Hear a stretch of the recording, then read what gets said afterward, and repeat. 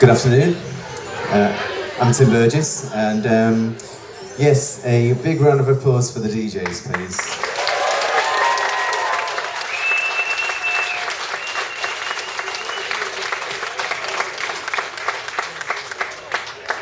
Okay, so I'm here to do an interview with someone who needs no introduction, but I'm going to give one anyway. The other two, New Order, Joy Division, Macclesfield hero, Stephen Morris, please.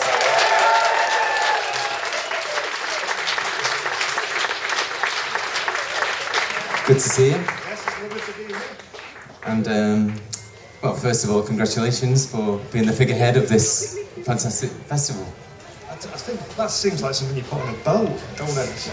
Well, figurehead. I thought, you know, I did think about it. Yeah, I did think about how to put it. I seem to have done very little, but it's taken a long time. Yeah, It's good, like a lot of things in life. You get nowhere, but spend a long time doing Yes, I it. do. No, I think it's been a great couple of days. Thank you. And so well done for that. Yeah. And I mean, I was just interested when I was reading about the gigs in Macclesfield thing that you were sort of like saying, you know, there hasn't been any place for you to play in all the time that you've been here. Can you tell everyone about that? I'll sound bitter if I do that, but I will anyway. Yes, when we started off back in the day in Macclesfield, we were in a band called Joy Division. And you might have heard of them. And there wasn't anywhere to play. There was a guy called Con Lewis, I don't know if you remember, he was doing gigs at the Morton Hall and the Traveller's Rest. And me and Ian, you might remember him, we went up there and he said, can we play the Traveller's Rest, Colin? And he basically said, come back when you get better. And that was it. And then, surprise, surprise, they did one new wave night at Crumbles. Do you remember Crumbles? Yes. So you remember Crumbles? One new wave night, and I think that was it. It was a band called Emergency. They put them on. And then we did, can we play here? Come back when you get a bit better. And then... We never did. We never got any better. But I saw you in Macclesfield at the Leisure Centre with New Order. Yeah, we play the Leisure Centre when we were going through our phase of playing... Leisure Centres. Gymnasiums. It's after colleges, isn't it? Your colleges, university. Seaside towns. Seaside towns, and then gymnasiums. There's one in Islington as well. Yeah, we did the Michael Sobel Centre. That was a larger gymnasium. We never availed ourselves of the facilities, oddly enough. We were in the little room at the back, right. exercising. So not sporty. No, not then. No, of course we are. So how does it feel to be back today then? But it's great. Yeah, it's been fantastic, Barnaby Festival. So everybody having a good time? Yeah. Good. Yes. No, it's been good. Thank you for the weather. Yes. It's just played a very large part, so cheers to whoever sorted the weather out. That was a good job. Yeah, no, definitely. So, well, You did all right the other day. did all right the other day. I was interviewed, kind of a little bit like this. So Yeah. I think mine's a bit more casual. My asking you questions. Okay, yeah. I didn't really have that many questions, really. But I mean, You've not got any questions? no. Well, I've got a question for you. Oh, for me? Tim? Right, Yes. okay. You never mentioned Factory Floor, did you? Yesterday I didn't. You know, never but that would mentioned be a good place to start. Yeah. Mentioning Factory Floor. Mentioning Factory Because Floor. that's sort of like... We kept bumping into each other at Factory Floor gigs. Yes, that's true. Deaf Institute, and that's. I like the idea of starting in the present anyway. Yeah, let's do that. And it's working with other people really. And how did you get to work with Factory Floor, who are without doubt one of the better, the best band really probably. The best. Yeah. None of better today. I mean, I really like the remixes that you did, but Real Love, I think, is one of the finer moments. The finest. And you produced so that. far. You produced that. I wouldn't call myself a producer, no. No, what happened was because where I can't actually give me address out, but the postman knows where it is. So if you put on Stephen New Order and put it in a post box, it ends up at my house, and that's what happened. That's the true story. Just got a CD through Stephen New Order, and it was a Sunday afternoon, much like this one. It was very like this one. I put it on in the little shambles of an office, and Gillian was sat there, and we said, "This is good." Yeah. Oh, you got to, do this. This is brilliant, and that was it. So then, what happened? Did they come? Did you go to a studio, or did they come to you? Or? They came to Macclesfield because it's always a good job to come. You should do it at least once in your life. Yeah. And then. And that's it snowballed from there. Fantastic. And then I saw you at the Deaf Institute and seen you at a few other of their shows. The most recent one. Yeah, they're absolutely fantastic. If you ever get a chance, go and see them live because they are incredible. So okay, we've got away with it now. Nick's squirming. I think we can move on. So how did it all begin? How did it all begin getting in a band? Right, I was at school, and like you do when you're at school and you're a lad, it's like, let's get a band together. Yeah. And what happens is everybody wants to be the guitarist. That's the first thing. Nobody wants to be the singer. Apart from one person who really wants to be the singer, but doesn't own up to it. It's all right then if nobody else wants to do it. And I couldn't play guitar to save my life. I still can't figure out the logic of having 6 strings when you've only got 5 fingers. But it doesn't make sense, does it? It mystifies me to this day why they do that. But anyway, it's a tradition. I couldn't master it. I didn't want to be the singer, so I'll play the drums then. And so I started hitting pots and pans, and then we practiced I got some drums and then the police were called, and that was the end of that basically. They were called the Sunshine Valley Dance Band. Right. And the idea. So you got to use that name. That was what they were going to be. Right. They were supposed to be avant-garde. Right. Yeah. We thought, what will happen if we call ourselves the Sunshine Valley Dance Band? People will come and think it's a gig like this, and we'll play shocking music. Yeah. Which we did quite easily. Yeah, we couldn't play anything other than shocking music, but we never got the chance to play anywhere, and I never got to.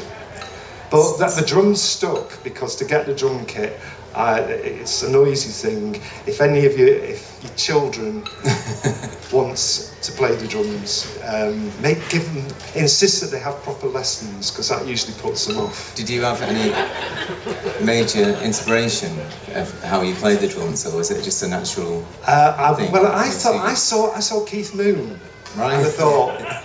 He looks like he's having fun. Yes, he did. He seems to have cracked the lifestyle bit of playing the drums, but I couldn't play anything like him. But I thought, well, he's doing all right.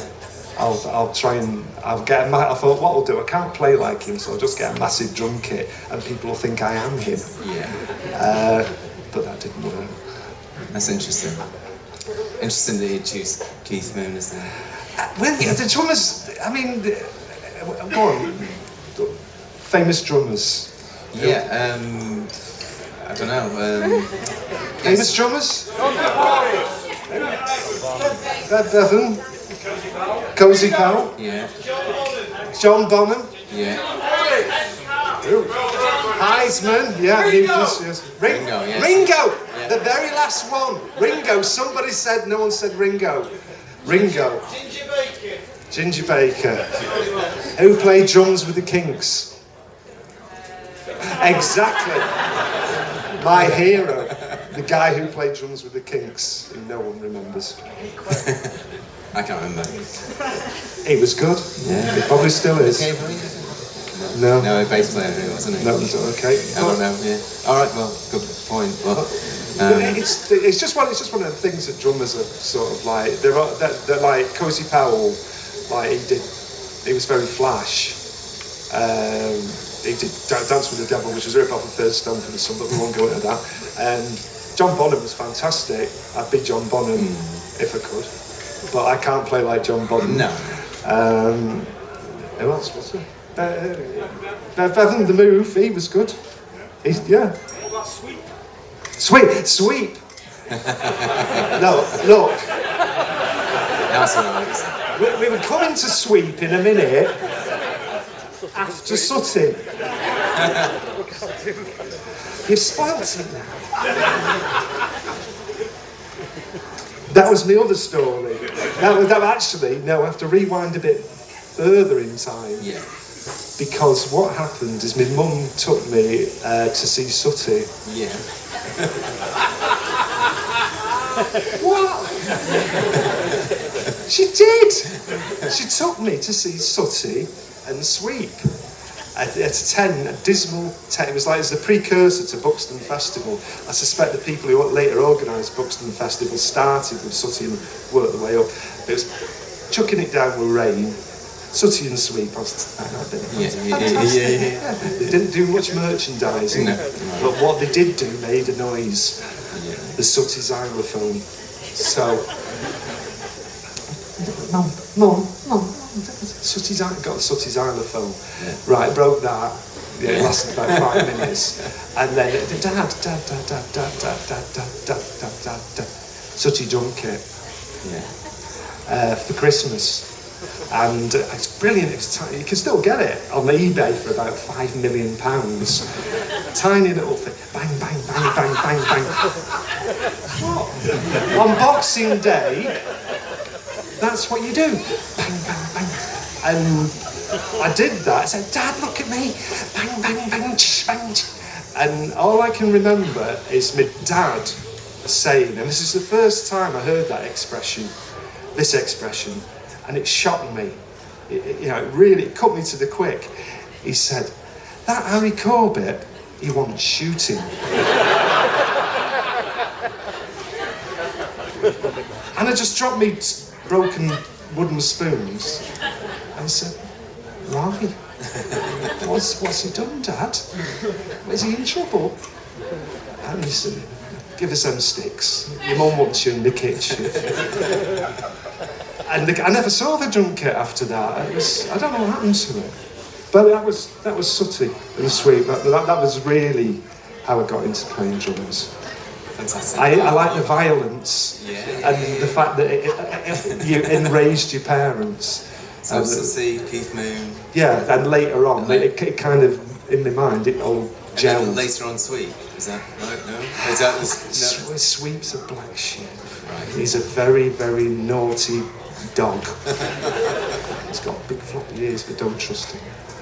I'm a fan of Sweep. He got Sooty in some crap. Never took the blame. Is it still on? I think it is. It should be. Yeah. There's a few moral lessons to be learned from a bear and a dog that get on as well as Sooty and Sue. When Sue came up, she was like Yoko Ono. So she came like after the peak. She spoilt it. Yeah, they were getting on great, and then Sue turned up, and then they grew legs, and then anyway, I've seen the puppets will pop up again in a bit. Sorry, Tim. That's the past then. Hopefully, yeah. And we've covered the present. Yeah. So how about the bits in the middle? What happened in the middle? Joy Division got a gig in. We met Tony Wilson. Who was fantastic. He was just a bloke on the telly. We used to go, Tony Wilson. You think puts all these bands on telly. He never puts us on the telly, though, does he? Yeah. And we rang him out and we kept giving him records. And he played the record, I think, once, that first EP that we did. And then we did the Stiff Chiswick competition, and Ian Gillian harangued him as well through Slime at Tony. You're awful, Tony, you never put him on the telly. Yeah. And then he did. Yeah. And then he started Factory Records. Yeah. And Factory Sample. And it was brilliant, absolutely brilliant, because Tony was like, he let us get away with murder, he let us do all sorts of things, but what Tony was good at was putting people together. He puts together with Martin Hannah, who was a fantastic producer, and it just worked. It was brilliant. You couldn't do what we did now. You couldn't do it, unfortunately. Putting a 12-inch out, it wasn't on an album. You couldn't do that. I mean, the funny thing is, and I'm looking at one now, the Unknown Pleasures T-shirt that gentleman's got over there. Werner came up and I said, "Oh, that would look good on a T-shirt, wouldn't it?" No, we're not doing T-shirts. We don't do T-shirts. That was one of the things that we said. Yeah. I don't know who does do them though. Somebody's doing well. I think my favourite putting together was the Arthur Baker